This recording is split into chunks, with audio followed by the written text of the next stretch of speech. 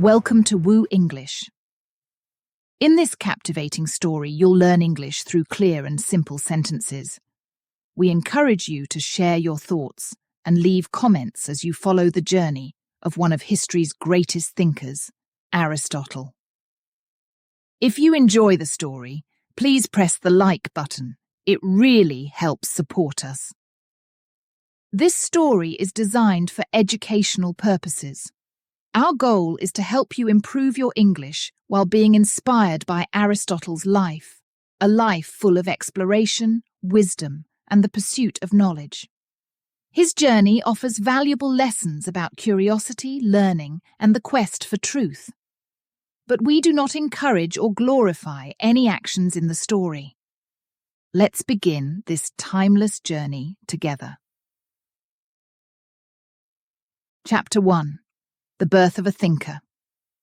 In the quiet coastal town of Stagira, nestled in the hills of ancient Greece, the air was warm with the golden glow of the setting sun. It was a day like any other in the small town, with fishermen mending their nets by the sea, children playing in the dusty streets, and women fetching water from the well. But for one family, this day would be remembered forever. In a modest home, a cry of a newborn baby pierced the evening air, signalling the arrival of a child who would one day change the world. This child was Aristotle. Aristotle's mother, Thyestes, held her baby close, feeling his warmth against her skin. She gazed down at him with a mixture of love and wonder, as if sensing the extraordinary path that lay before him. Beside her stood Nicomachus, Aristotle's father, a man of great knowledge and wisdom. Nicomachus was no ordinary father. He was the personal physician to King Amyntas III of Macedonia, a man trusted with the health and well-being of the most powerful people in the land. Nicomachus looked at his son with pride, already imagining the bright future that awaited him. He knew that Aristotle, even as a tiny infant, was destined for something remarkable. Nicomachus had seen many things in his life, treating the ailments of kings and nobles, studying the human body with a passion that went beyond mere duty. He understood that life was full of mysteries, and he longed to share this knowledge with his son. The house where Aristotle was born was simple, yet it was filled with the scent of herbs and medicines. Scrolls and books were stacked high on shelves, their pages filled with the wisdom of the ancients. As a child, Aristotle would crawl on the floor of this house, reaching for these scrolls, fascinated by the strange symbols and drawings that filled their pages. From the earliest days, he was surrounded by learning, by the whispers of knowledge passed down through generations. As Aristotle grew, so did his curiosity. He was not like other children in Stagira, who spent their days playing games or helping their parents with chores. Aristotle was different. He would sit by the shore, watching the waves crash against the rocks, his mind filled with questions. Why did the sun rise in the east and set in the west? What made the stars twinkle in the night sky? How did the fish breathe underwater? These were not the questions of a typical child, but Aristotle was no typical child. The people of Stagira began to notice the boy's strange habits. While other children laughed and played, Aristotle would often wander off on his own, lost in thought. Some whispered that he was odd, that he spent too much time thinking and not enough time living. But others, especially those who knew his father, saw something special in him. They believed that Aristotle's curiosity was a sign of great things to come. Nicomachus encouraged his son's thirst for knowledge. He would take young Aristotle on walks through the countryside, pointing out different plants and explaining their uses in medicine. He taught Aristotle to observe the world carefully, to notice the details that others might overlook. Together they would gather herbs, and Nicomachus would show Aristotle how to grind them into powders and mix them into potions. It was during these moments that Aristotle's love for learning began to blossom. But life in Stagira was not always easy. The town, though beautiful, was small and isolated. The people lived simple lives, far removed from the bustling cities of Athens or Sparta. Aristotle, even as a child, felt the limitations of his environment. He longed to see more of the world, to experience the wonders he had only read about in his father's books. He dreamed of travelling to distant lands, of meeting great thinkers and learning from them. One day, as Aristotle and his father walked along the beach, Nicomachus told his son stories of the great philosophers who lived in Athens. He spoke of Socrates, the man who asked questions that no one else dared to ask, and of Plato, the student who built upon his teacher's ideas to create a new way of thinking.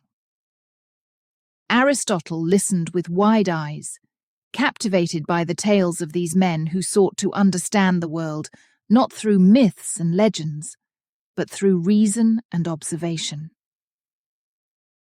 "Father," Aristotle asked one evening as they sat by the fire, "will I ever meet these men? Will I ever go to Athens?" Nicomachus smiled at his son's eagerness. "One day, my son, you will. But for now, you must learn all you can here in Stagira. The world is vast and there is much to discover. But first, you must prepare yourself." And so Aristotle continued to learn, his mind expanding with each passing day. He spent hours in his father's study, reading the scrolls and trying to understand the complex ideas they contained. He asked questions, endless questions, that sometimes even Nicomachus struggled to answer. But instead of being frustrated, Aristotle saw each unanswered question as a challenge, a puzzle to be solved. The seasons changed, and Aristotle grew older. The small town of Stagira began to feel even smaller to him, like a cage that he was desperate to escape. He knew that his future lay beyond the hills that surrounded his home, in the great cities where knowledge flowed like a river. But he also knew that his time had not yet come. He had to be patient, to wait until he was ready. As the years passed, Aristotle's reputation as a thinker began to spread. People from neighbouring towns would come to Stagira to see the boy who asked such strange and difficult questions. They marvelled at his intelligence, at the way he seemed to see the world differently from everyone else. Some were intimidated by his sharp mind, while others were inspired by it. Then, one fateful day, everything changed. Nicomachus fell ill, his once strong body weakened by a sickness that no herb or potion could cure. Aristotle watched helplessly as his father, the man who had taught him so much, grew weaker by the day. It was a harsh lesson for Aristotle, one that he would carry with him for the rest of his life. He realized that even the greatest minds could not control everything, that there were limits to human knowledge and power. When Nicomachus passed away, Aristotle was left with a deep sense of loss. But rather than letting it consume him, he channeled his grief into his studies. He became more determined than ever to learn, to understand the world in a way that his father never could. He knew that he had to leave Stagira, to seek out the knowledge that lay beyond his hometown. And so, at the age of 17, Aristotle made the decision that would shape the rest of his life. He packed his belongings, said goodbye to his mother, and the town he had known all his life, and set off on the road to Athens. The journey was long and uncertain, but Aristotle walked with purpose, his heart filled with the hope and determination of youth. As he left Stagira behind, Aristotle did not look back.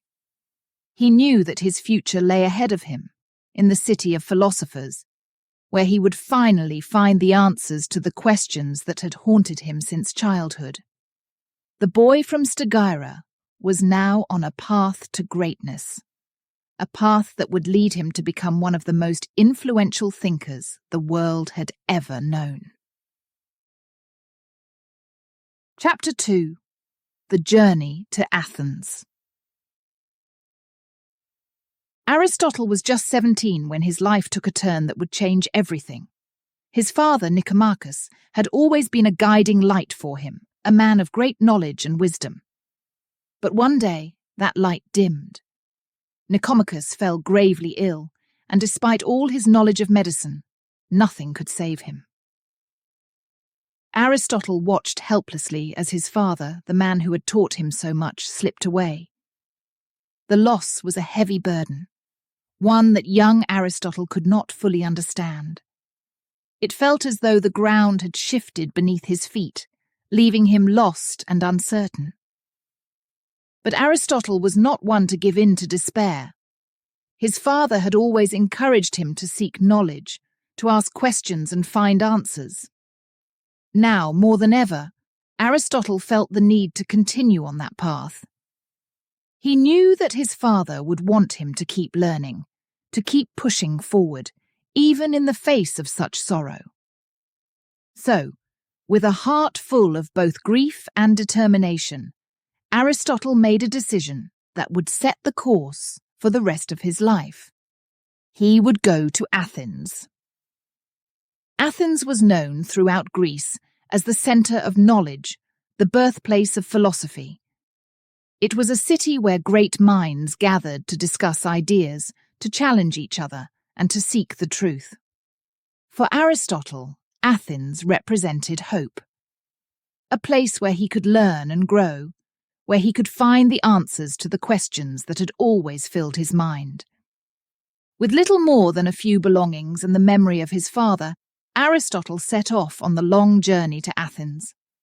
The road ahead was not easy. It was a path filled with uncertainty, stretching across miles of rugged terrain. The sun was hot, beating down on him as he walked, and the nights were cold and lonely. But Aristotle was determined. Each step he took was a step closer to his future, a future that he could not yet see but knew was waiting for him. The days turned into weeks as Aristotle made his way along the ancient roads. He passed through small villages and vast open fields, always moving forward, always keeping Athens in his sights. His sandals kicked up dust as he walked, and his skin grew tanned and tough from the relentless sun. But despite the hardships, there was something about the journey that filled him with a quiet sense of purpose. The world around him, with its changing landscapes and endless skies, seemed to mirror the changes happening within him. At night, when the world was still, Aristotle would sit by the side of the road and gaze up at the stars. He would think of his father, of the lessons he had learned, and of the life that lay ahead.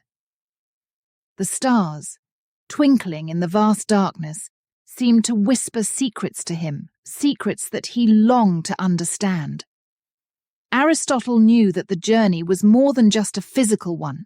It was a journey of the mind and the spirit, a journey that was shaping him into the man he was meant to become.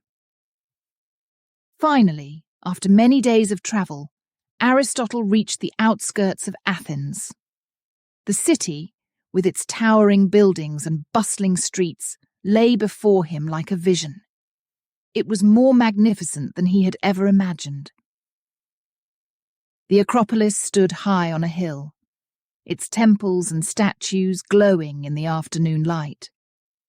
The sound of voices, of people talking and laughing, filled the air, mingling with the scents of food and flowers.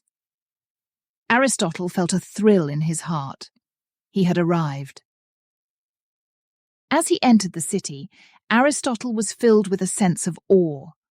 Everywhere he looked, there were signs of wisdom and learning. Scholars gathered in the agora, the public marketplace, where they discussed philosophy and debated ideas. Students hurried to and from the various schools, their arms filled with scrolls and books. The air was thick with the energy of thought, of minds at work, and Aristotle knew that he had come to the right place. One of the first things Aristotle did was to seek out the Academy, the famous school founded by the great philosopher Plato. The Academy was the heart of Athens' intellectual life, a place where the brightest minds gathered to explore the mysteries of the universe. Aristotle had heard of Plato and his teachings, and he knew that if he wanted to learn, if he wanted to truly understand the world, this was where he needed to be. But getting into the Academy was no easy task. It was a place reserved for the best and brightest, for those who showed exceptional promise. Aristotle, still just a young man from a small town, was not sure if he would be accepted. But he had come too far to turn back now. With a mixture of hope and determination, he approached the gates of the Academy. To his surprise and relief, Aristotle was welcomed into the school. Plato, recognizing the potential in the young man, agreed to take him on as a student. For Aristotle, this was the beginning of a new chapter, a chapter that would see him grow from a curious boy into one of the greatest thinkers the world had ever known. Life at the Academy was everything Aristotle had hoped for, and more. He was surrounded by students who shared his passion for learning, students who were just as eager as he was to explore the depths of knowledge. The days were filled with lectures and discussions, with debates that challenged the mind and opened up new ways of thinking. Plato himself was a constant presence, guiding his students with wisdom and insight. But Aristotle was not content to simply absorb the teachings of others. He began to form his own ideas, to question what he was being taught, and to seek answers on his own. He spent hours in the Academy's library, poring over ancient texts, studying everything from mathematics and biology to ethics and politics. His mind was like a sponge, soaking up information, always hungry for more. Aristotle's time in Athens was a period of intense growth and discovery. He learned not just from books and teachers, but from the city itself. He walked through the streets, observing the people, the way they lived, the way they thought. He visited the great temples and marveled at the art and architecture, seeing in them reflections of the human spirit. He listened to the debates in the agora, where citizens discussed the issues of the day, and he began to understand the complexities of politics and society. As the years passed, Aristotle's reputation as a thinker grew. He was no longer just a student. He was becoming a philosopher in his own right. His ideas began to take shape, ideas that would one day challenge even those of his teacher, Plato. But for now, Aristotle remained focused on learning, on absorbing all that Athens had to offer. The journey to Athens had been long and difficult, but it had brought Aristotle to the place where he belonged. In the city of wisdom, he found not just knowledge, but a community of minds that inspired him to reach higher, to think deeper. The boy who had left Stagira with little more than a dream had found his purpose. And though he could not yet see it, his journey was far from over. The road ahead was still full of challenges and discoveries. But Aristotle was ready. He had found his path, and he would follow it wherever it led. Chapter 3. The Student of Plato. The sun was high in the sky, casting a warm glow over the city of Athens, as Aristotle approached the entrance to the Academy.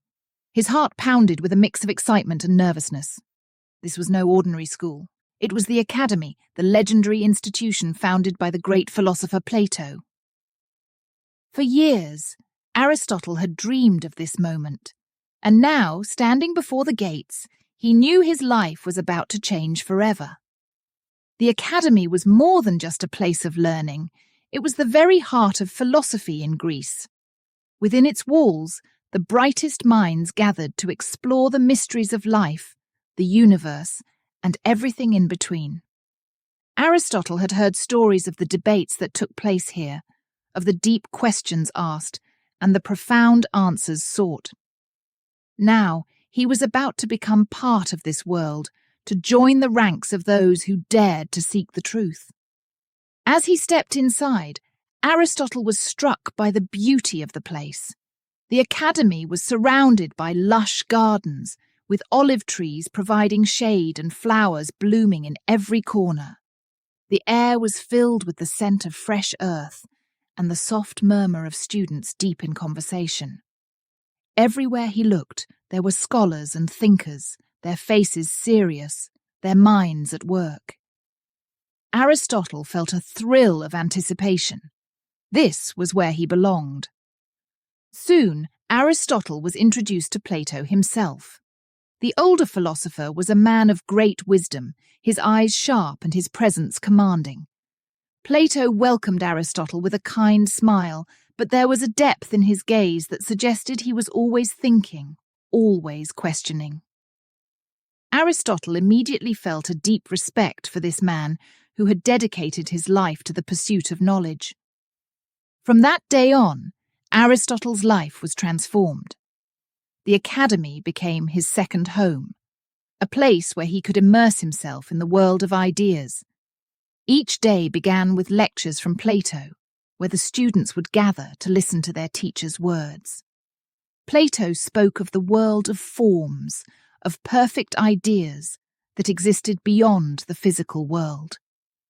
He taught that everything we see and touch is just a shadow of these perfect forms, and that true knowledge could only be found by understanding these ideals. Aristotle was captivated by Plato's teachings. He admired the elegance of the ideas, the way they explained so much about the world. But as time went on, he began to feel a growing sense of unease. There were questions that nagged at him, questions that Plato's theories did not fully answer. Aristotle was curious about the world he could see and touch, the world of nature, of living things, of the physical universe. He wondered if the answers to the great questions of life could also be found by studying these tangible things, rather than only by contemplating abstract ideas. Plato encouraged his students to question everything, to never accept ideas without examining them from every angle. This was a lesson that Aristotle took to heart. He began to explore his own thoughts, to develop ideas that sometimes differed from those of his teacher. While Plato focused on the world of forms, Aristotle started to look more closely at the natural world, at the details that others might overlook. In the afternoons, after the lectures were over, Aristotle would often wander through the gardens of the academy, lost in thought. He would observe the plants, the insects, and the animals that lived there, fascinated by the complexity of life. He began to see patterns in nature, to notice how everything seemed to have a purpose, a place in the grand design of the world. These observations led him to believe that knowledge could be found not just in abstract ideas, but in the careful study of the world around us. Aristotle's approach was different from that of his fellow students. While they spent hours debating the nature of forms, Aristotle would be found examining the veins of a leaf, the movement of an ant, or the flight of a bird. He believed that by understanding these small details, one could begin to understand the larger truths of the universe. This was a new way of thinking, one that would eventually lead Aristotle to develop his own philosophy, distinct from that of his teacher. Despite these differences, Aristotle remained deeply respectful of Plato. He continued to attend the lectures, to engage in the discussions, and to learn from his teacher. But he also began to express his own ideas, to share his observations with others. Sometimes these ideas would spark debates, with students arguing passionately about the nature of reality, of knowledge, and of truth. These debates were the lifeblood of the academy, pushing everyone to think harder, to dig deeper. One of the most memorable moments of Aristotle's time at the academy was a debate on the nature of reality. Plato argued that the physical world was merely a shadow of the true reality, which existed in the world of forms. Aristotle, however, proposed a different view. He suggested that the physical world was real, and that it was through our senses that we could begin to understand it. He argued that by observing the natural world, by studying it carefully, we could uncover the principles that governed it. The debate was intense, with students divided between the two views. Plato listened carefully to Aristotle's arguments, his face thoughtful. He did not dismiss his students' ideas, but instead encouraged the discussion. This was the mark of a great teacher, someone who could inspire his students to think for themselves, even if it meant challenging his own teachings. As the years passed, Aristotle's reputation as a thinker grew. He was no longer just a student, he was becoming a philosopher in his own right. His ideas were beginning to take shape, ideas that would eventually form the foundation of much of Western thought. But for now, Aristotle remained focused on learning, on exploring every avenue of knowledge, on questioning everything. The relationship between Aristotle and Plato was complex. There was deep respect, but also a growing recognition that their paths were beginning to diverge. Plato, now an older man, continued to develop his theories, while Aristotle, still young and full of energy, began to explore new ideas. It was a relationship built on mutual respect, on the understanding that true knowledge comes from the free exchange of ideas. Aristotle's time at the academy was coming to an end, but it had shaped him in ways he could not yet fully understand. He had learned not just from Plato, but from the very act of questioning, of exploring, of seeking the truth. The student was becoming the teacher. The follower was becoming the leader. And though Aristotle would one day go on to found his own school and develop his own philosophy, he would always carry with him the lessons he had learned at the academy. As Aristotle prepared to leave the academy, he knew that his journey was far from over. He had found his voice, his own way of thinking, but there was still so much to learn, so much to discover. The world was vast, full of mysteries waiting to be uncovered. And Aristotle, the young philosopher who had once stood nervously at the gates of the academy, was now ready to step into that world and seek out those answers for himself. Chapter 4. The Break from Plato.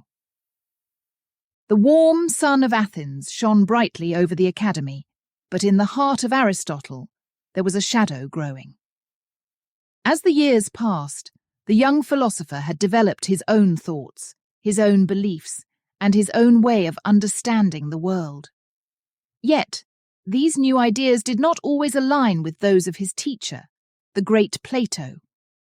Aristotle found himself questioning more and more of what he had learned, and the bond between the master and the student began to strain under the weight of their differences. Plato had always been a towering figure in Aristotle's life, a man of immense wisdom and authority. His teachings on the world of forms, the idea that the true essence of things existed in a realm beyond our physical world, had shaped much of Aristotle's early thinking. But as Aristotle grew older and more experienced, he found himself drawn to the tangible, the physical, the things he could see and touch. He began to doubt that the world of forms was the ultimate truth. Aristotle's approach to knowledge was becoming distinctly his own. While Plato emphasized the importance of contemplating ideals and abstract concepts, Aristotle was more interested in the here and now, in the real world. He believed that by studying the natural world, one could gain true understanding. The physical world was not just a shadow of something greater, but a reality full of meaning and purpose on its own. This growing divergence in thought did not go unnoticed. The debates between Plato and Aristotle became more intense, filled with passionate arguments that echoed through the halls of the academy. Plato, though always respectful of his student, could see that Aristotle was no longer following his teachings as he once had. The relationship that had once been so harmonious now carried a tension that neither could ignore. One day, after a particularly heated discussion about the nature of reality, Aristotle realized that he could no longer stay at the academy. The decision was not an easy one. Leaving the academy meant leaving behind a part of himself, a place where he had grown and learned so much. It meant parting ways with Plato, who had been more than just a teacher. He had been a mentor, a guide, almost like a father figure.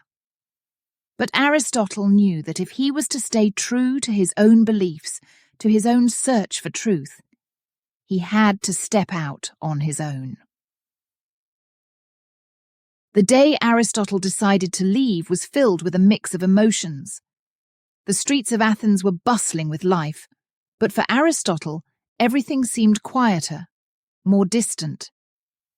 He walked through the familiar paths of the academy one last time, taking in the sights and sounds that had been a part of his life for so many years. The olive trees in the garden, the voices of students engaged in deep discussion, the smell of parchment and ink in the air, all these things were now bittersweet reminders of what he was leaving behind. When the moment came to tell Plato of his decision, Aristotle's heart was heavy. He approached his teacher with respect, but also with a sense of finality. Plato listened quietly as Aristotle explained his reasons, his desire to explore the world in his own way, to develop his own philosophy. There was no anger in Plato's eyes, only a deep understanding of the journey that his student was about to embark on. It was as if Plato knew that this day would come, that the student would one day outgrow the master. With a heavy heart but a clear mind, Aristotle left Athens. The road ahead was uncertain, but it was a path that he knew he had to take. He walked away from the city that had been his home for so long, his thoughts filled with the ideas that had begun to take shape in his mind. He knew that his journey was just beginning, and that there was still much to learn, much to discover. Aristotle's wanderings took him across Greece and beyond. He visited different cities, met new people, and engaged with other philosophers.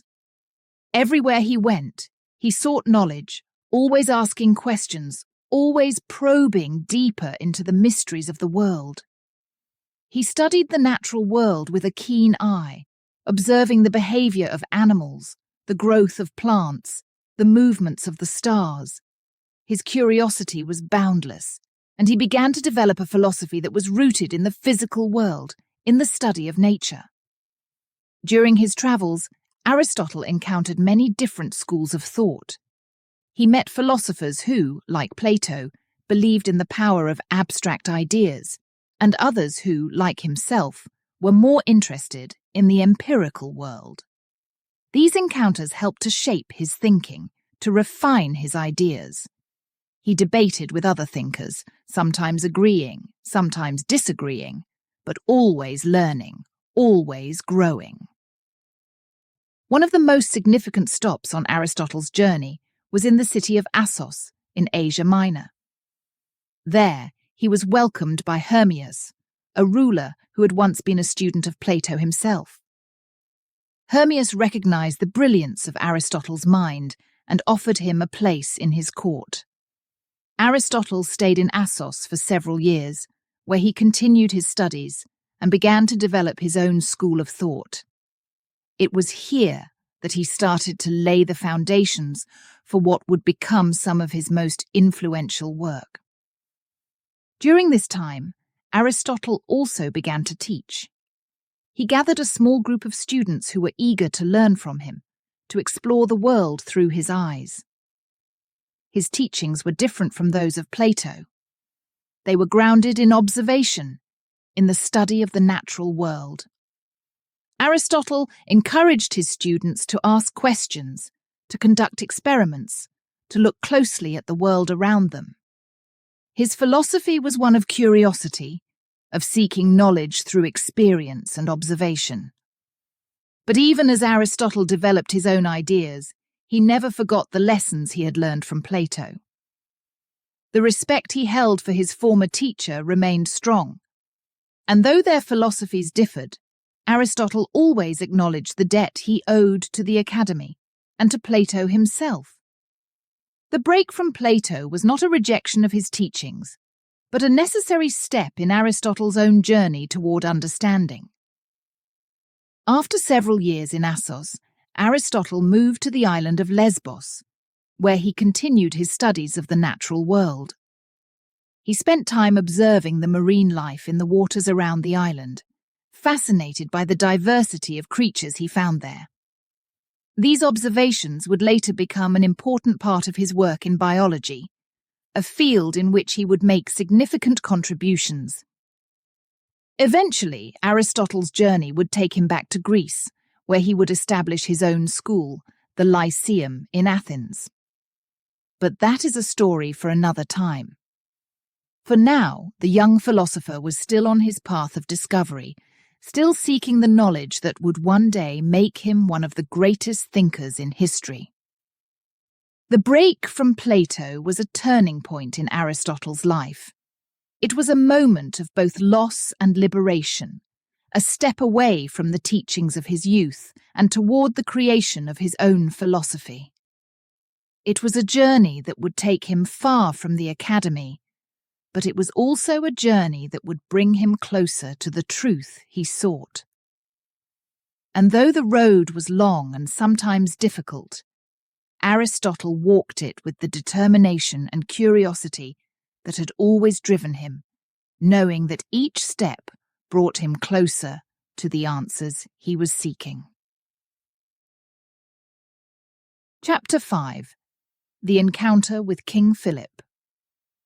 The sun was beginning to dip below the horizon, casting a warm golden glow over the hills of Macedonia.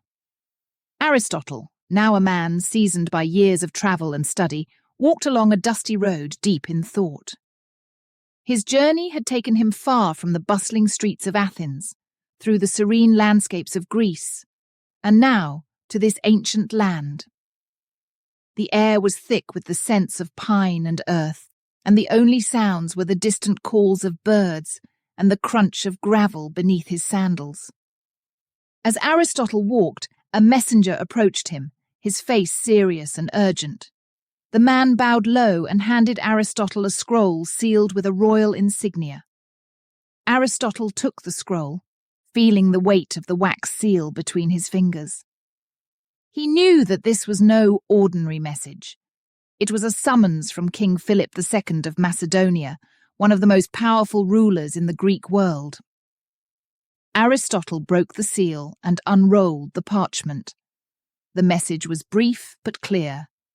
King Philip had heard of Aristotle's wisdom and knowledge, and he desired the philosopher's presence at his court. The king had a special request. He wanted Aristotle to become the tutor of his son, Alexander.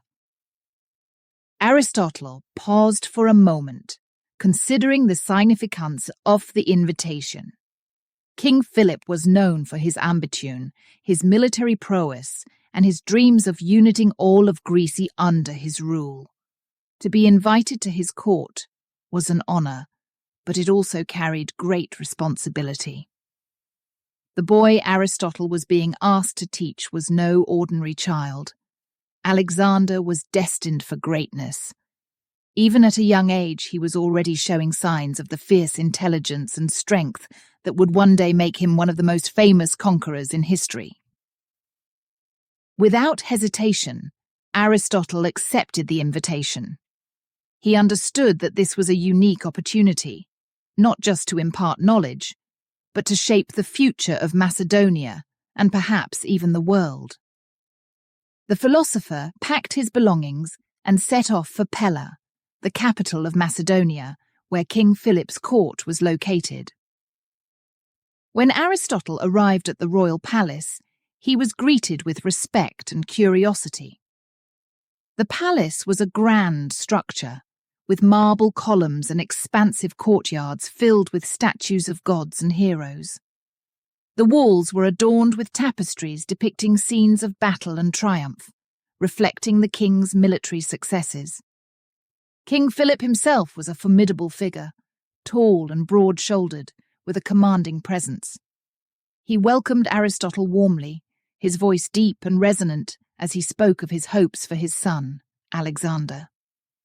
The king's eyes sparkled with pride as he described the boy's talents, his quick mind, his love of learning, and his fierce determination. But Philip also knew that Alexander needed more than just physical training to become a great leader.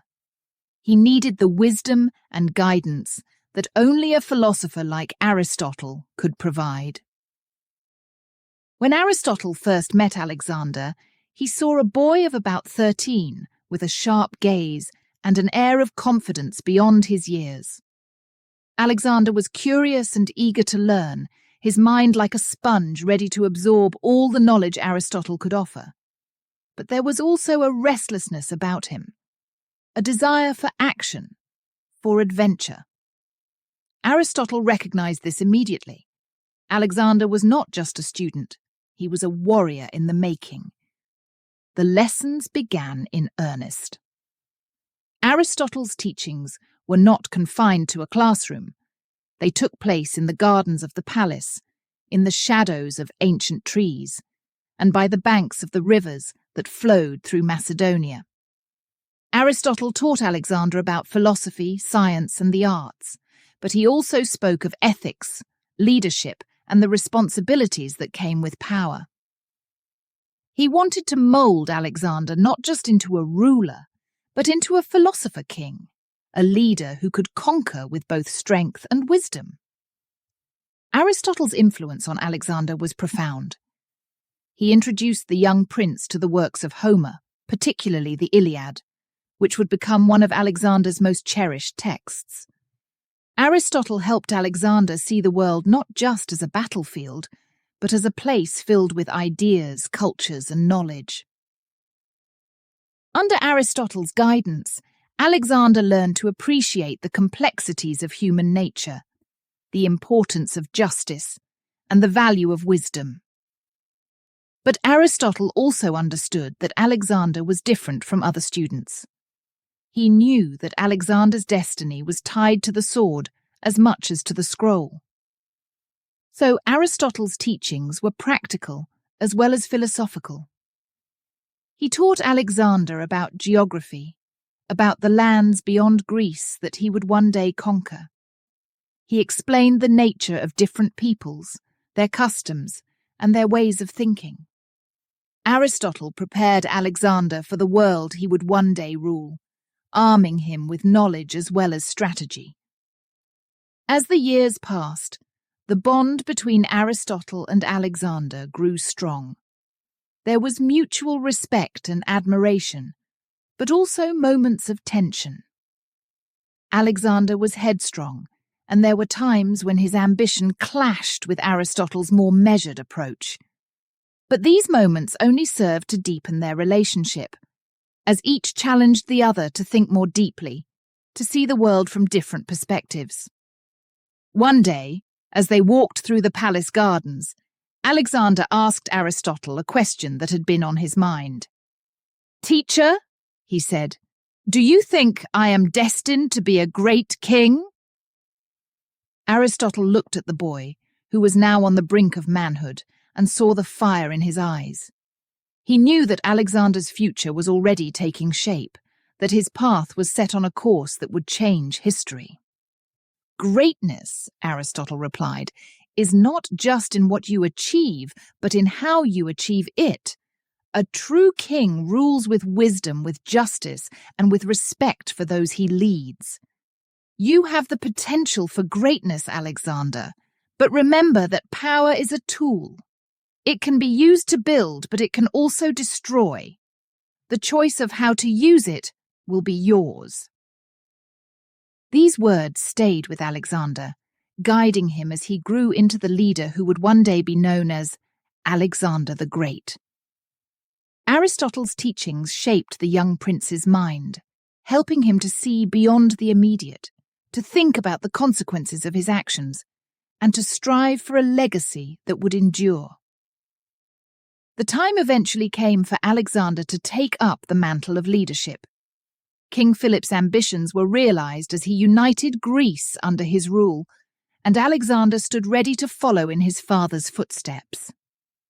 But he would do so not just as a warrior, but as a thinker, a man who had been taught to see the world in all its complexity. When Aristotle and Alexander finally parted ways, there was a sense of completion. Aristotle had done what he had set out to do. He had prepared Alexander for the world that awaited him. But there was also a sadness in the parting, a recognition that their paths would now diverge. Aristotle returned to Athens, where he would continue his work, while Alexander embarked on his journey to conquer the known world. Yet, despite the distance, the lessons Aristotle had taught remained with Alexander. The philosopher's wisdom was a constant companion to the king, guiding him through the challenges and triumphs that lay ahead. The encounter with King Philip and the years spent tutoring Alexander were pivotal moments in Aristotle's life. They were years filled with challenge and reward, with the forging of a relationship that would shape the course of history.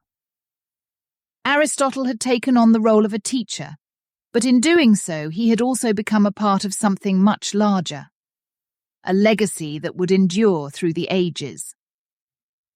As Aristotle continued his own journey, the seeds he had planted in Alexander's mind began to grow, setting the stage for one of the most remarkable chapters in the history of the ancient world. And though Aristotle's direct influence on Alexander would fade as the years passed, the wisdom he imparted would echo through the centuries, a testament to the power of knowledge and the enduring impact of a great teacher. Thank you for joining us on this journey through the life of Aristotle here on WooEnglish. If you're enjoying the story, please like, share, and comment. Your feedback means a lot to us and helps us bring you more inspiring content. Chapter 6. The Return to Athens. The sun was just beginning to rise over the city of Athens, casting a soft golden light on the marble temples and bustling streets. Aristotle, now no longer the young student who had once walked these streets, but a mature and respected philosopher, felt a sense of homecoming as he approached the city gates. His travels had taken him far and wide, from the courts of Macedonia, where he had tutored the future conqueror, Alexander, to the peaceful shores of Lesbos, where he had studied the wonders of the natural world. But now, he was returning to the place where his journey as a philosopher had truly begun. Athens had changed in the years since Aristotle had left, but the city's spirit of learning and debate remained as vibrant as ever. The agora buzzed with the voices of merchants and scholars alike. The Acropolis stood proudly atop its hill, and the Grand Academy, founded by his former teacher Plato, continued to be a centre of intellectual life. Yet, as Aristotle walked through the familiar streets, he knew that his return marked the beginning of something new, something that would leave a lasting impact on the city and beyond. Aristotle was welcomed back to Athens with great respect. His reputation had grown immensely during his years away. Scholars and philosophers from across Greece spoke of his teachings, his writings, and his discoveries. He was no longer just Plato's student. He was a thinker in his own right, with ideas that challenged the status quo and offered new ways of understanding the world. One of the first things Aristotle did upon his return was to establish his own school, a place where he could teach and explore ideas freely, a place that would reflect his unique approach to knowledge. He chose a location near the Temple of Apollo Lysios, in a peaceful grove on the outskirts of the city. This school would come to be known as the Lyceum. The Lyceum was different from the academy in many ways. While Plato's academy was focused on the world of ideas and abstract thought, the Lyceum emphasized observation, experience, and the study of the natural world. Aristotle believed that knowledge did not come from contemplation alone, but from actively engaging with the world around us, from asking questions, conducting experiments, and seeking answers through careful study. Aristotle's teaching style reflected this belief. He did not confine his lessons to a classroom. Instead, he and his students would walk together through the gardens and groves surrounding the Lyceum, discussing everything from the stars in the sky to the creatures in the sea. These walks became known as the peripatetic style of teaching, named after the Greek word for walking, peripatein. It was during these strolls that some of the most important ideas in Western philosophy and science were born. The Lyceum quickly became a centre of learning, attracting students from all over Greece. Aristotle's reputation drew many eager young minds, all hoping to learn from the great philosopher. His students were not only interested in philosophy, but in a wide range of subjects, including biology, ethics, politics, and metaphysics. Aristotle's curiosity was boundless, and he encouraged the same in his students. He taught them to observe the world closely, to ask deep questions, and to seek knowledge through careful reasoning and evidence. Aristotle's own work during this time was prolific. He wrote extensively on nearly every subject imaginable, from the nature of life to the principles of logic, from the structure of governments to the movements of the stars. His writings were not just theoretical, they were grounded in observation and experimentation. Aristotle dissected animals to understand their anatomy, he studied the behavior of plants, and he made detailed observations of the weather, the stars, and the physical world around him. One of the most significant contributions Aristotle made during his time at the Lyceum was his work on logic. He developed a system of reasoning known as syllogism, which became the foundation of Western logical thought. A syllogism is a way of drawing a conclusion from two premises. For example, all humans are mortal. Socrates is a human, therefore Socrates is mortal. This method of reasoning was revolutionary, providing a clear and systematic way of thinking that could be applied to all areas of knowledge. Aristotle also made important contributions to the study of ethics. He believed that the goal of life was to achieve eudaimonia, often translated as happiness or flourishing. But for Aristotle, eudaimonia was not just about feeling good. It was about living a life of virtue, fulfilling one's potential, and contributing to the well-being of others. He taught that virtue was a balance between extremes, a concept he called the golden mean. For example, courage is the mean between recklessness and cowardice, and generosity is the mean between wastefulness and stinginess. Aristotle's ideas on ethics would go on to influence countless generations of thinkers. The Lyceum became more than just a school. It became a community of scholars, a place where ideas were exchanged freely, where new knowledge was created and shared. Aristotle's influence extended beyond his immediate students. His ideas began to spread throughout Athens and across Greece, influencing not only philosophy, but also the fields of science, politics, and education.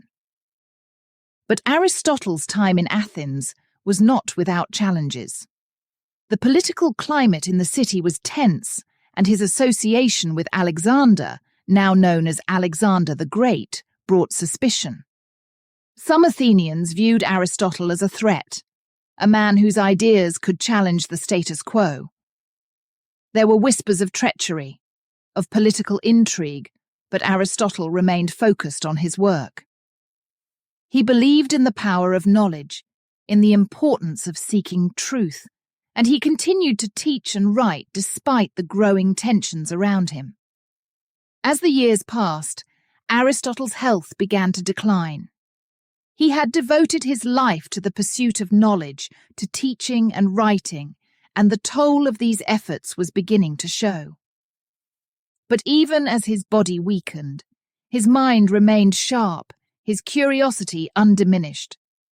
He continued to teach at the Lyceum, to walk with his students through the gardens, discussing the mysteries of the universe. In the end, Aristotle's return to Athens marked the beginning of a new era of learning and discovery. The Lyceum became a beacon of knowledge, a place where the seeds of many of the ideas that would shape Western thought were planted.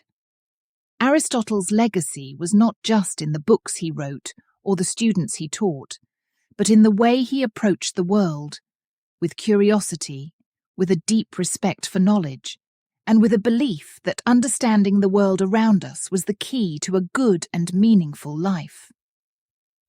As Aristotle neared the end of his life, he knew that his work at the Lyceum would continue to influence generations to come. His students would go on to become teachers themselves, spreading the ideas they had learned from him. The Lyceum, the school he had founded, would stand as a testament to the power of learning, a place where future philosophers and scientists could continue the quest for knowledge that had been Aristotle's lifelong passion. And so, Aristotle's return to Athens was not just a homecoming, it was the beginning of a legacy that would endure through the ages. A legacy built on the belief that the pursuit of knowledge is one of the highest callings of humanity. Chapter 7. The Philosopher and the Scientist. In the quiet early morning, when the first light of dawn touched the sky, Aristotle often found himself wandering through the groves of the Lyceum. His mind, always in motion, pondered the mysteries of the world. He was not just a philosopher, lost in thought. He was also a scientist, with a keen eye for detail and an insatiable curiosity about the natural world. Aristotle's interest in science was not separate from his philosophy. To him, understanding the world meant understanding life itself, how things worked, why they existed, and what purpose they served. He believed that everything in nature had a purpose, a reason for being. This belief guided much of his scientific work and became a cornerstone of his teachings. Every day, Aristotle would observe the world around him.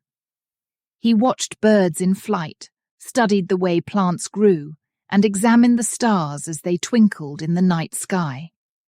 His curiosity knew no bounds. He wanted to understand not just how things appeared, but why they existed in the way they did. To Aristotle, knowledge was not just about ideas. It was about uncovering the secrets of the universe. One of Aristotle's greatest contributions to science was his study of biology. He spent countless hours observing animals, both in their natural habitats and in more controlled environments. He dissected them, carefully noting the structure of their bodies, the way their organs worked, and how they interacted with their environment. His observations were detailed and meticulous, and they formed the basis of his theories about life. Aristotle classified animals into different groups based on their similarities and differences. This was a revolutionary idea at the time, and it laid the groundwork for the field of taxonomy, the science of classifying living things. He identified patterns in the animal kingdom, noting how certain traits were shared by different species, and he sought to understand the reasons behind these patterns. But Aristotle's studies were not limited to animals. He was equally fascinated by plants. He studied how they grew, how they reproduced, and how they interacted with their surroundings. He wrote about the different types of plants, from trees to herbs, and he tried to understand the role they played in the broader ecosystem. To Aristotle, plants were just as important as animals in the grand scheme of life. Aristotle's interest in the natural world also extended to the human body. He was deeply curious about how the body worked, how the different parts functioned together to create life. He studied anatomy, dissecting human and animal bodies to learn about the structure of muscles, bones, and organs. He wanted to know how the heart pumped blood, how the lungs breathed air, and how the brain controlled the body's actions. In his studies of the human body, Aristotle made many observations that were ahead of his time. He described the differences between veins and arteries. He noted the importance of the brain in controlling the body. And he wrote about the stages of human development from conception to old age. Although some of his ideas were later proven incorrect, his work laid the foundation for future scientists to build upon. Aristotle did not just observe the world, he sought to explain it. He developed theories to make sense of the patterns he saw in nature. For example, he believed that all living things were driven by a soul or essence that gave them life. This essence, he thought, was what made a plant grow, an animal move, or a human think. According to Aristotle, everything in the natural world was moving towards its own fulfillment, its own purpose. His work in physics was also groundbreaking. Aristotle studied the movement of objects, the nature of space and time, and the concept of change. He developed ideas about how the world worked, based on his observations and reasoning. For instance, he believed that objects fell to the ground because they were seeking their natural place in the universe. Although we now understand gravity differently, Aristotle's ideas were an important step in the development of science. Aristotle's curiosity led him to write many books, each filled with his observations and theories. These works covered a wide range of subjects, from biology and physics to ethics, politics, and metaphysics. In his book Physics, Aristotle explored the nature of change and motion, asking questions that would inspire scientists for centuries. In On the Heavens, he wrote about the stars, the planets, and the structure of the universe, offering ideas that would influence astronomy long after his time. One of Aristotle's most important ideas was the concept of the four causes. He believed that to truly understand something, you needed to know four things about it: its material cause, what it is made of; its formal cause, its shape or form; its efficient cause, how it came to be; and its final cause, its purpose or goal. This way of thinking helped Aristotle make sense of the natural world and provided a framework for scientific inquiry. But despite all he had accomplished, Aristotle was never satisfied. He always wanted to learn more, to dig deeper, to discover the secrets that still eluded him. His curiosity drove him to continue his studies, even when others might have felt they had learned enough. To Aristotle, the pursuit of knowledge was a lifelong journey, one that never truly ended. His work was not without its challenges. Aristotle lived in a time when much of the world was still shrouded in mystery, when many of the tools we take for granted today, microscopes, telescopes, even the scientific method, did not yet exist. But Aristotle's approach to learning, his belief in observation and reasoning, set the stage for the scientific advances that would come in the centuries after his death. Aristotle's influence extended far beyond his own lifetime. His writings were studied and debated by scholars across the ancient world, and they continued to shape scientific and philosophical thought throughout the Middle Ages and into the Renaissance. His ideas about the natural world, about logic and reasoning, and about the purpose of life became central to the Western intellectual tradition. Yet, for all his achievements, Aristotle remained humble in his pursuit of knowledge. He understood that the world was vast, that there was always more to learn, more to discover. He saw himself as a small part of a much larger quest, a quest that would continue long after he was gone. In the end, Aristotle was both a philosopher and a scientist, a man who sought to understand the world in all its complexity. His work laid the foundations for many fields of study, from biology to physics, from ethics to politics. But more than that, Aristotle's life was a testament to the power of curiosity, the importance of asking questions, and the belief that knowledge is the key to understanding the world around us. As Aristotle walked through the gardens of the Lyceum, his mind filled with thoughts of the natural world, he knew that his journey was far from over. There were still so many questions left to answer, so many mysteries left to explore. And so, with each new day, he continued to seek knowledge, driven by the same curiosity that had guided him all his life. Chapter 8. The Politics of Athens. As the sun dipped below the horizon, casting long shadows over the marble temples of Athens, Aristotle walked through the bustling streets, his mind occupied with thoughts far beyond the everyday concerns of the city's people. While his passion for science and philosophy had shaped much of his life, Aristotle knew that understanding the natural world was only part of the equation. To truly grasp the essence of human existence, he needed to delve into the complexities of society and politics. Athens, the cradle of democracy, was a city filled with debates, discussions, and often fierce rivalries. It was a place where ideas about governance, ethics, and justice were not just theoretical concepts, but matters of life and death. Aristotle was deeply aware of this, and he felt a strong pull to contribute his own ideas to the ongoing conversations about how society should be organized. Aristotle believed that just as there were natural laws that governed the physical world, there were also principles that guided human behavior and the functioning of societies. To him, understanding politics was as essential as understanding the stars or the human body. Politics, after all, was about people, how they lived together, how they made decisions, and how they pursued the common good. In his writings on politics, Aristotle sought to answer some of the most fundamental questions of his time. What is the best form of government?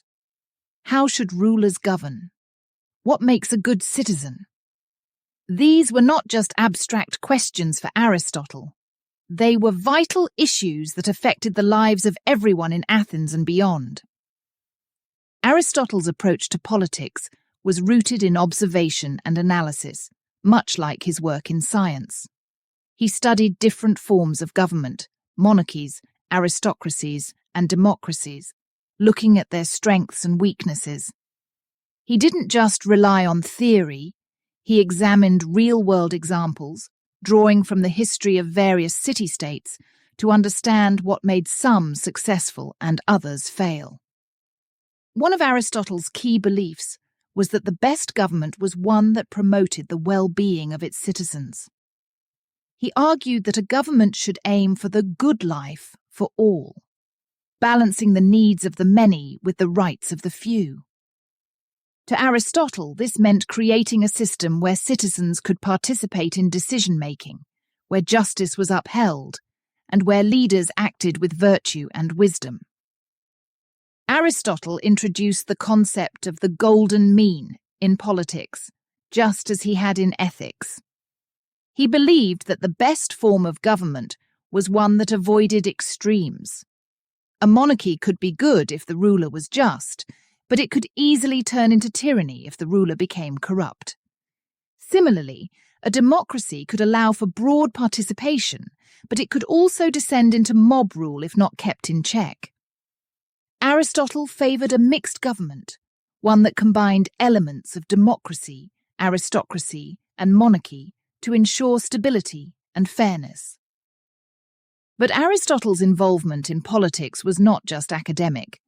Living in Athens, he found himself in the midst of the city's intense political struggles. Athens was a city full of factions, each vying for power and influence. The democratic ideals that Athens was famous for were often at odds with the reality of political life, where ambition, greed, and rivalry could lead to conflict and corruption. Aristotle, despite his focus on ethics and the common good, was not immune to these challenges. He had to navigate the complex and often treacherous political landscape of Athens, where alliances could shift overnight, and where even the most respected philosophers could find themselves embroiled in controversy. One of the most significant challenges Aristotle faced was his association with Macedonia, particularly his former student, Alexander the Great. While Aristotle had been proud to tutor Alexander, his connection to the Macedonian court made him a target of suspicion in Athens. Many Athenians viewed Macedonia as a threat to their independence, and anyone linked to the Macedonian kings could be seen as an enemy of Athenian democracy. Aristotle's position became even more precarious after Alexander began his campaign to conquer the Persian Empire. As Alexander's power grew, so did the fears of those in Athens who worried about losing their autonomy.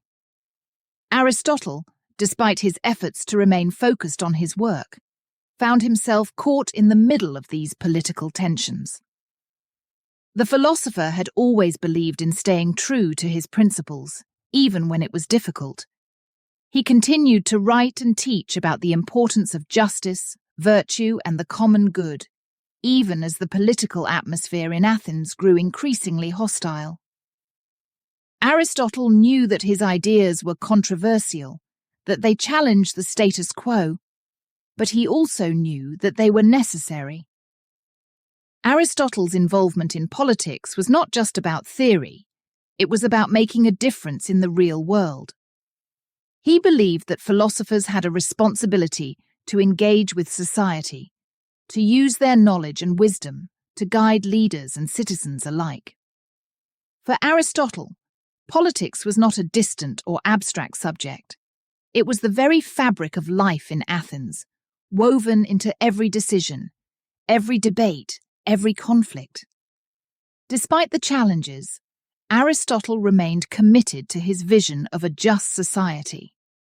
He continued to teach at the Lyceum, where his students were encouraged to think critically about the political issues of their time. He challenged them to question not just how governments worked, but how they should work. He urged them to consider the ethical implications of their actions, to strive for the common good, and to avoid the pitfalls of power and corruption. Aristotle's ideas on politics were revolutionary, and they continue to influence thinkers to this day. His belief in the importance of the middle ground, of balancing the needs of the many with the rights of the few, laid the groundwork for much of modern political thought. His emphasis on the role of virtue in leadership, on the need for justice and fairness, resonates in discussions about government and society across the world. Yet, Aristotle's political life was not without personal cost. The political tensions in Athens eventually forced him to leave the city he had come to call home.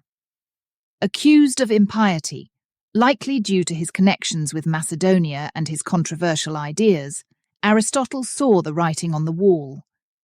He chose to leave Athens rather than face the same fate as Socrates, who had been executed for his beliefs years earlier. In his final days, Aristotle retreated to the island of Euboea, where he continued to write and reflect on his life's work. He knew that his time was short, but he remained focused on his ideas, on the legacy he would leave behind.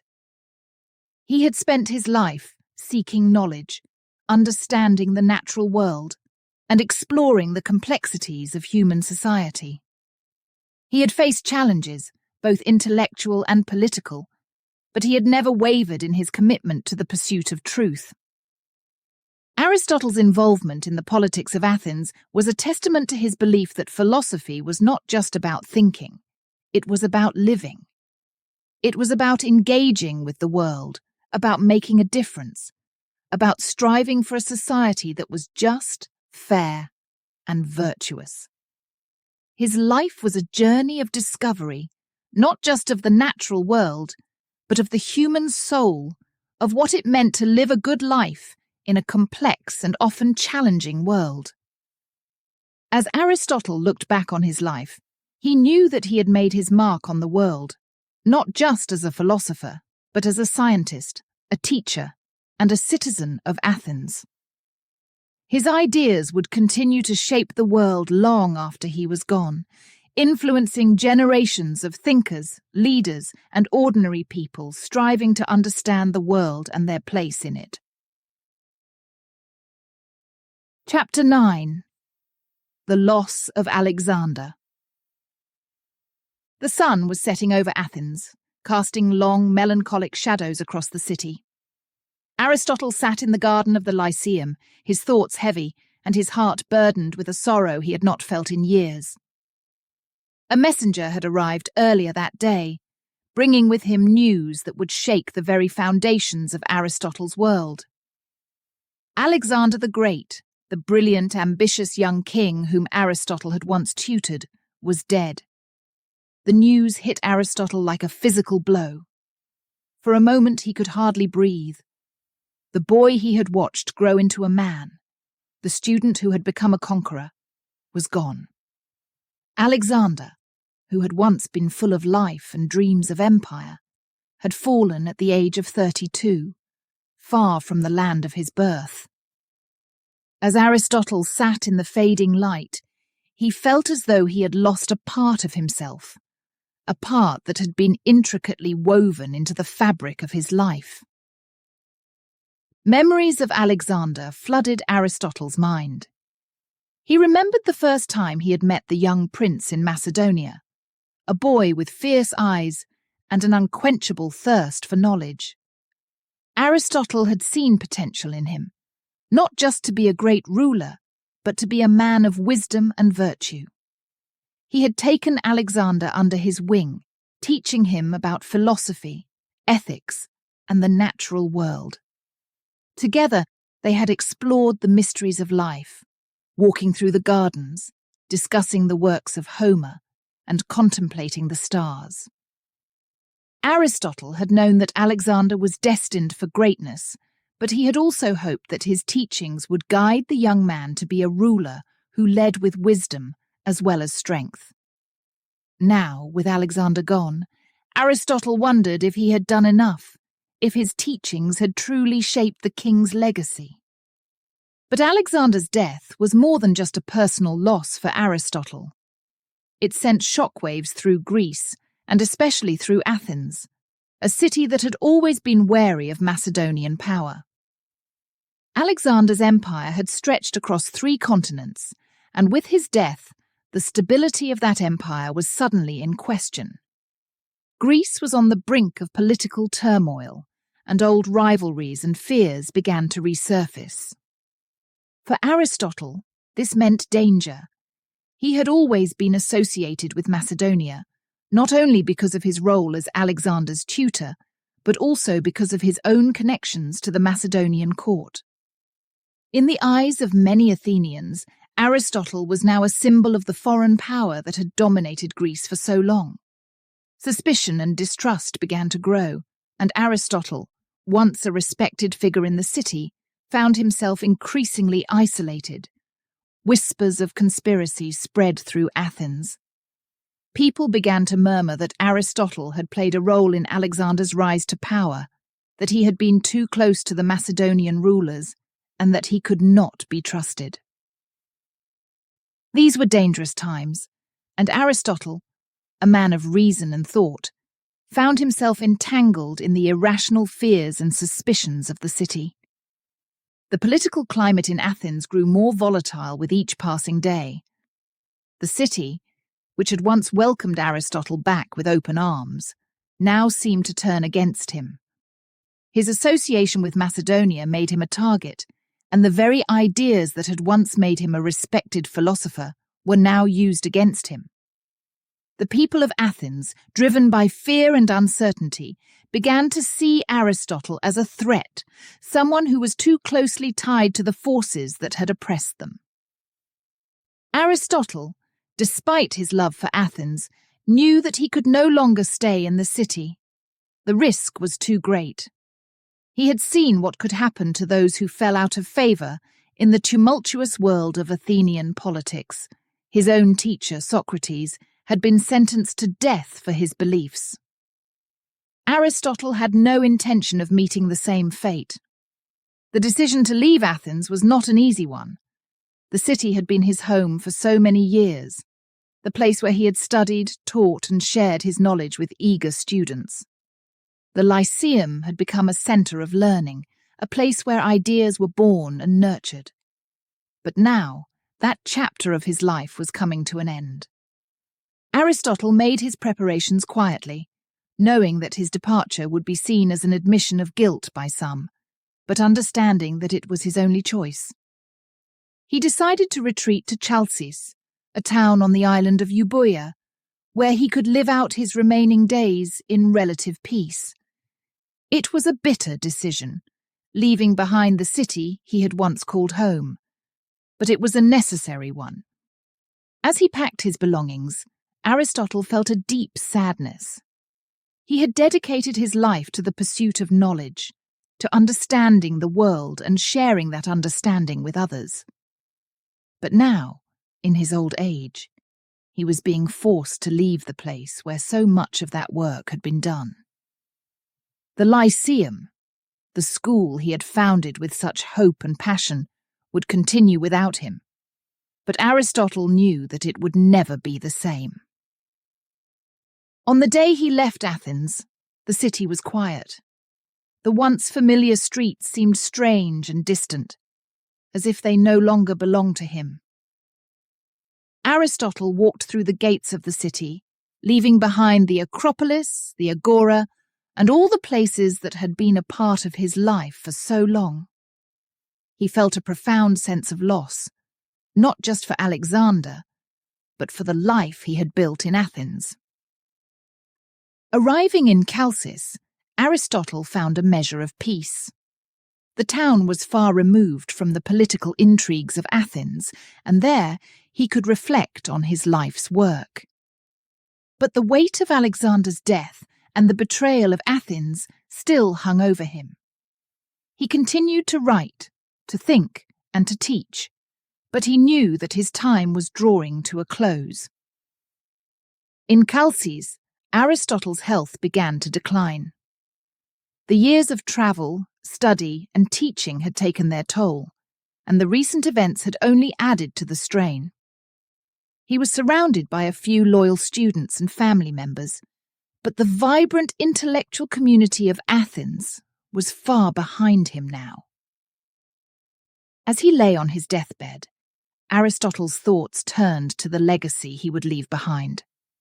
He had devoted his life to the pursuit of knowledge, to understanding the world and helping others to do the same. He had written countless works, explored the depths of philosophy, science, and politics, and taught some of the greatest minds of his time. But he also knew that his ideas would be questioned, challenged, and reinterpreted by future generations.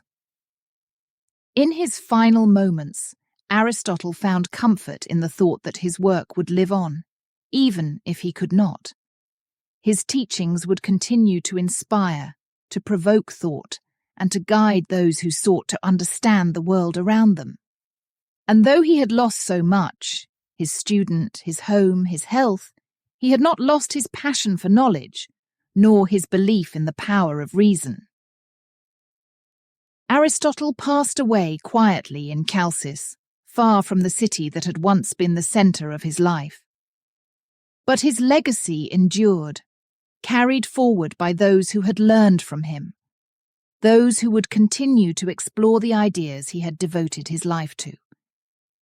The loss of Alexander had been a deep wound, but it was through that loss that Aristotle's final chapter was written, a chapter of resilience, reflection, and a lasting contribution to the world of ideas. Chapter 10. The Final Years. Aristotle's departure from Athens was a quiet one. The once lively city, full of debate and ideas, had grown cold to him. As he walked away from the city's gates, the weight of the years and the sorrows he had faced pressed heavily on his shoulders. He had left Athens before, as a young man eager to learn and explore. But this time, it was different. This time, he knew he might never return. Aristotle settled in the small town of Chalcis on the island of Euboea. It was a peaceful place, far from the political turmoil that had plagued his later years in Athens. The town was surrounded by green hills and the gentle waves of the sea, a stark contrast to the noise and energy of the city he had left behind. Here, in this quiet corner of the world, Aristotle hoped to find some measure of peace in his final years. Even as his body grew weaker, Aristotle's mind remained sharp and full of curiosity. He continued to write and teach, determined to pass on as much of his knowledge as possible. Each morning, he would rise early and walk through the gardens near his home, the cool breeze from the sea refreshing his spirits. He would pause often, looking out at the horizon, his thoughts drifting to the many questions that still remained unanswered. In Chalcis, Aristotle was joined by a small group of loyal students and family members who had followed him from Athens. These were the people who had stood by him through the highs and lows of his life, and now they were his constant companions as he approached the end of his journey. Together, they would gather in the afternoons, sitting under the shade of the trees, as Aristotle shared his thoughts and ideas, much as he had done in the Lyceum years before. Aristotle's writings during these final years were a reflection of a lifetime of thought and observation. He delved deeper into subjects that had always fascinated him: ethics, metaphysics, politics, and science. His works were filled with the wisdom of a man who had spent his life seeking knowledge, and they would go on to influence countless generations after him. But there was also a sense of urgency in Aristotle's work during this time. He knew that his days were numbered, and he wanted to ensure that his ideas would not be lost. He wrote with a clarity and precision that showed his commitment to leaving behind a legacy that could stand the test of time. Every sentence, every argument was crafted with care, as if Aristotle was pouring the last of his strength into his words. Despite the challenges he had faced, the loss of Alexander, the political turmoil, and the exile from Athens, Aristotle remained steadfast in his belief in the power of knowledge. He believed that understanding the world was the key to living a good life, and that this understanding could only be achieved through reason, observation, and thought. Even as he approached the end of his life, this belief never wavered. Aristotle's health continued to decline, and he knew that the end was near. But he faced it with the same calm and rationality that had guided him throughout his life. He made preparations for his passing, ensuring that his writings and teachings would be preserved and shared with future generations. He knew that his time on earth was coming to an end, but he took comfort in the knowledge that his work would live on. As the days grew shorter and the air cooler, Aristotle spent more time indoors, surrounded by his books and papers. He would sit by the window, looking out at the changing landscape, the leaves turning gold and red with the coming of autumn. His thoughts would often drift back to his early days in Stagira, to the years spent in Athens, and to the time he had shared with his beloved student, Alexander. There was sadness in these memories, but also a deep sense of fulfillment. Aristotle knew that he had lived a full life, one dedicated to the pursuit of truth and understanding. He had faced challenges and hardships, but he had also experienced the joy of discovery, the satisfaction of teaching, and the companionship of those who shared his passion for knowledge. In his final days, Aristotle was surrounded by those who cared for him. His students, who had learned so much from him, stayed close, ready to offer comfort and support. They knew that they were witnessing the passing of a great mind, a man whose ideas had shaped their understanding of the world. One evening, as the sun set over the hills, casting a warm glow over the room, Aristotle quietly passed away. His death was peaceful, a gentle end to a life that had been anything but.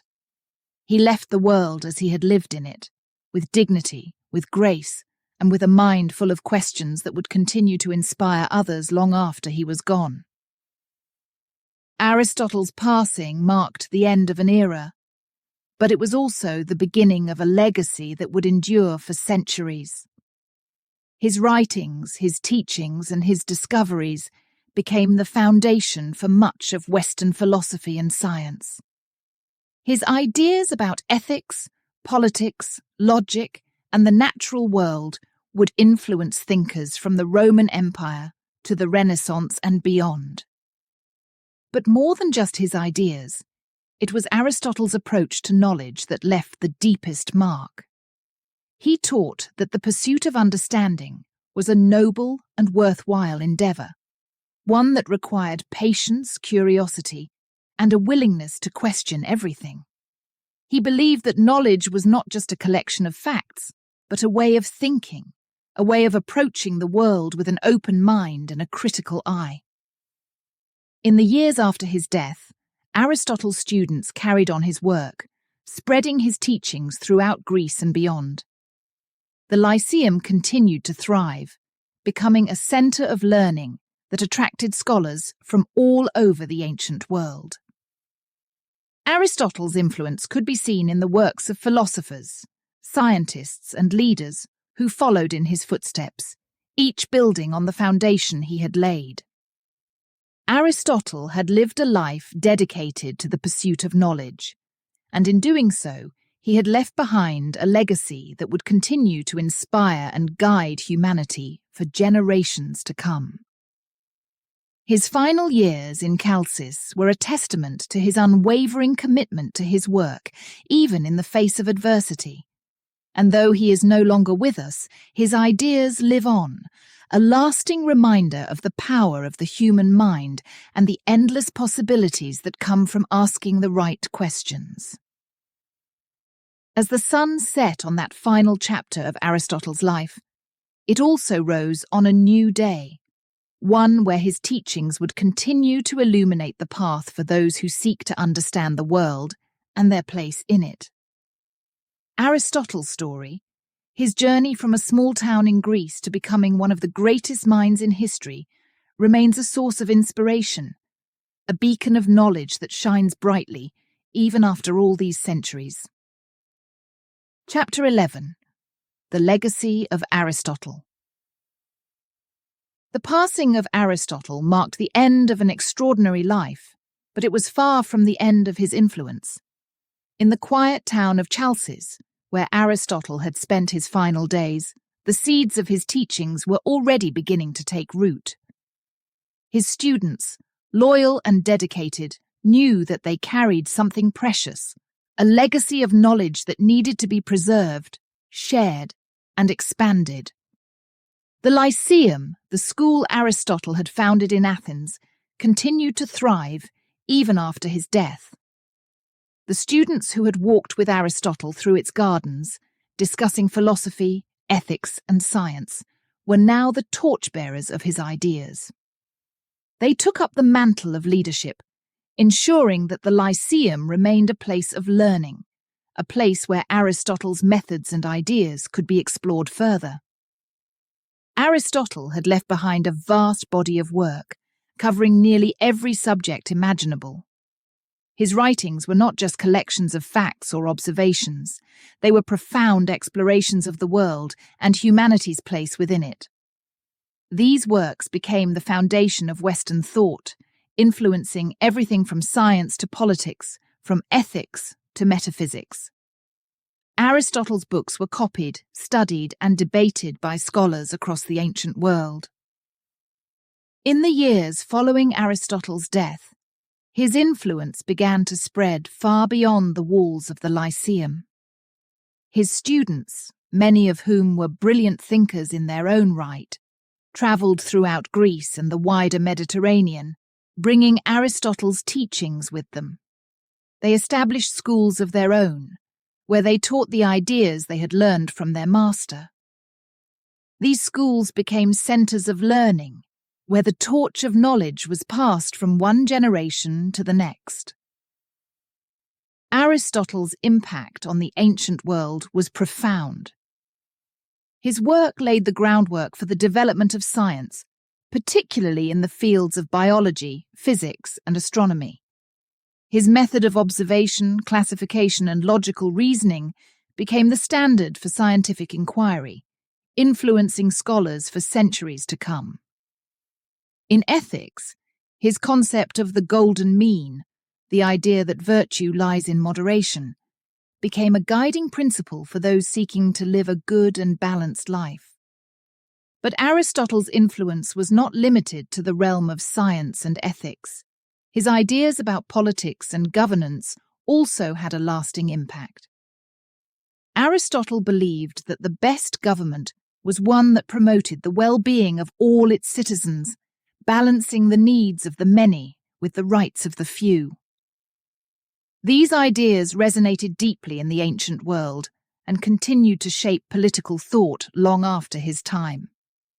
As the centuries passed, Aristotle's legacy grew even stronger. During the Roman Empire, his works were studied by scholars who recognized the depth and breadth of his knowledge. The Romans, known for their practical approach to life, found much to admire in Aristotle's methodical and logical way of thinking. His writings on rhetoric, in particular, became essential reading for anyone involved in law, politics, or public speaking. Aristotle's ideas also found a new home in the Islamic world. Muslim scholars, fascinated by the works of the ancient Greeks, translated Aristotle's books into Arabic and studied them with great care. These scholars, known for their own contributions to science and philosophy, revered Aristotle as one of the greatest thinkers of all time. They built upon his ideas, expanding and refining them, and in doing so, helped to preserve and transmit Aristotle's legacy to the wider world. The influence of Aristotle reached its zenith during the Middle Ages in Europe. As the intellectual climate of Europe began to revive, scholars turned once again to the works of the ancient Greeks, seeking wisdom and guidance.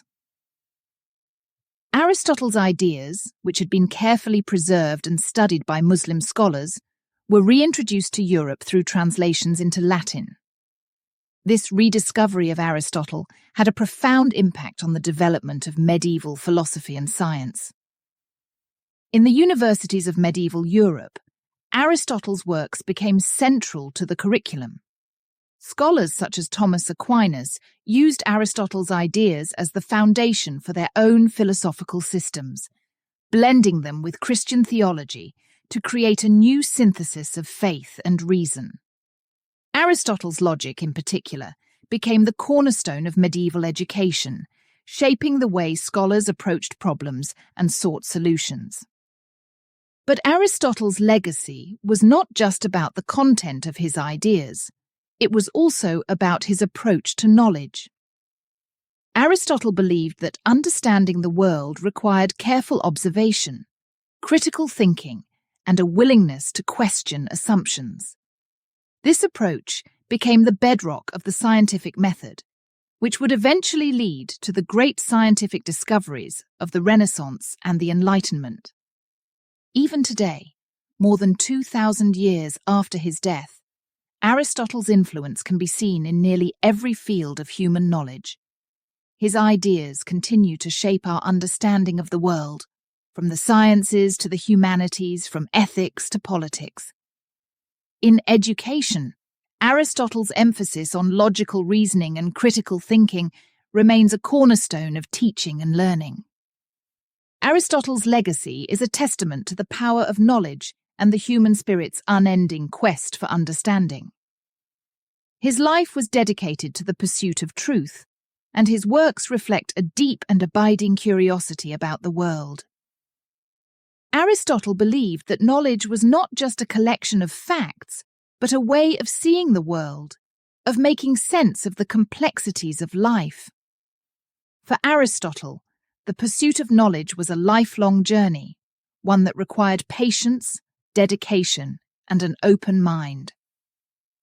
He understood that the world was vast and full of mysteries, but he also believed that through careful observation and logical reasoning, these mysteries could be unraveled. His approach to knowledge was not about finding easy answers, but about asking the right questions and seeking out the truth, no matter how difficult or complex it might be. As we look back on Aristotle's life and legacy, we see a man who was not content to accept the world as it was. He sought to understand it, to explain it, and to share that understanding with others. His works have inspired countless generations of thinkers, scientists, and leaders, each building on the foundation he laid. Aristotle's story is one of perseverance, curiosity, and the power of ideas. His legacy reminds us that the pursuit of knowledge is a noble and worthwhile endeavor, one that can change the world in profound and lasting ways. Through his life and his work, Aristotle has left us with a gift, a way of thinking, a way of seeing the world that continues to inspire and guide us as we seek to understand the mysteries of life and the universe. In the end, Aristotle's legacy is not just about the ideas he left behind, but about the spirit of inquiry that he embodied. It is a legacy that encourages us to ask questions, to seek answers, and to never stop learning. And in that spirit, Aristotle's influence will continue to resonate, guiding us as we navigate the complexities of the world and the challenges of the future. Chapter 12. The Timeless Philosopher. Imagine the world over 2,000 years ago, a world where the stars were mysteries, where the earth's secrets were hidden in the soil, and where the meaning of life was debated by the greatest minds of the time. It was in this ancient world that Aristotle lived, a man whose thoughts and questions would shape the future in ways even he could not have imagined. Aristotle's story is not just about the past. It is a story that still resonates with us today. It is the story of a mind that dared to question, to explore, and to discover. Aristotle was a man who looked at the world with eyes wide open, always curious, always seeking to understand. His life teaches us that the pursuit of knowledge is a journey without end, a journey that can lead to greatness not just in terms of fame, but in the depth of understanding and wisdom. Throughout his life, Aristotle was never satisfied with easy answers. He believed that every question deserved careful thought, that every idea should be examined from all sides. This was the essence of his philosophy, a belief in the power of reason, observation, and inquiry. Aristotle taught that true knowledge comes from looking at the world as it is, from observing nature, and from asking questions that dig deep into the heart of reality.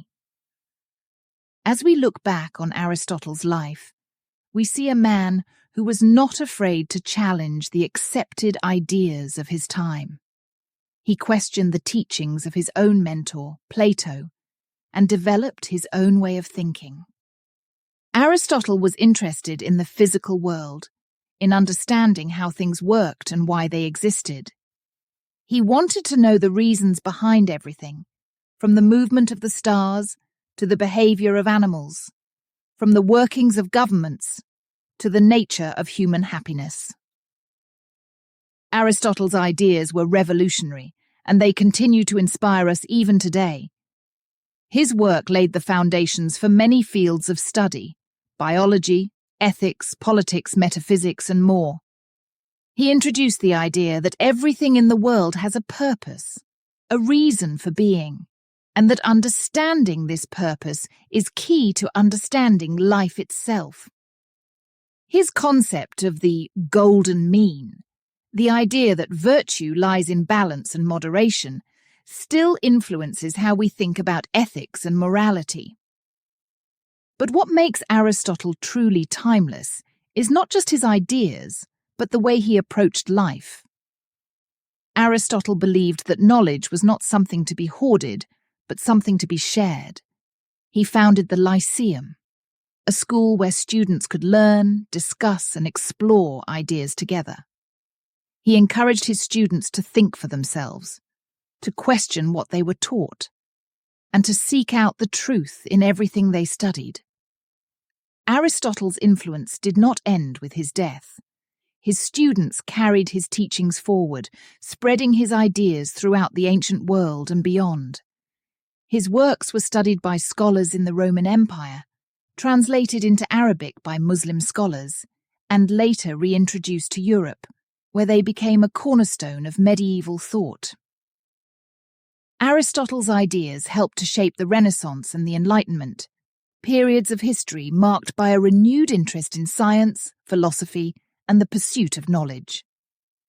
Even today, Aristotle's legacy lives on. His writings are still studied in universities around the world, and his ideas continue to influence modern science, philosophy, and ethics. When we study biology, we see the influence of Aristotle's classification of living things. When we discuss ethics, we often refer back to Aristotle's ideas about virtue and the good life. And when we think about politics, Aristotle's belief in the importance of balance and justice still resonates. But perhaps the most important lesson we can learn from Aristotle is the value of the search for truth. Aristotle's life was a journey of discovery, of learning, and of questioning. He showed us that the world is full of wonders waiting to be understood, and that the search for knowledge is a noble and eternal endeavor. Aristotle believed that by understanding the world, we can live better lives, make better decisions, and contribute to the greater good of society. Aristotle's story is not just about a man who lived long ago. It is a story that each of us can relate to. We all have questions about the world, about life, about our place in the universe. Aristotle reminds us that these questions are worth asking, and that the answers we find can lead to greater understanding and wisdom. He encourages us to look at the world with curiosity, to never stop learning, and to always seek the truth. In many ways, Aristotle is still with us, a timeless philosopher guiding us on our own journeys of discovery. His ideas challenge us to think deeply, to question what we know, and to explore the unknown. His life teaches us that the pursuit of knowledge is not just about finding answers, but about asking the right questions. It is about being open to new ideas, about being willing to change our minds when presented with new evidence, and about understanding that knowledge is a lifelong journey. As we continue our own journeys, we can look to Aristotle as a source of inspiration. His story is a reminder that the search for truth is a journey that never ends, that each of us has the potential to make discoveries that can change the world. Whether we are scientists, philosophers, students, or simply curious minds, Aristotle's legacy invites us to keep asking, to keep exploring, and to never stop seeking the answers that lie just beyond the horizon. In the end, Aristotle's story is not just about the past, it is about the future.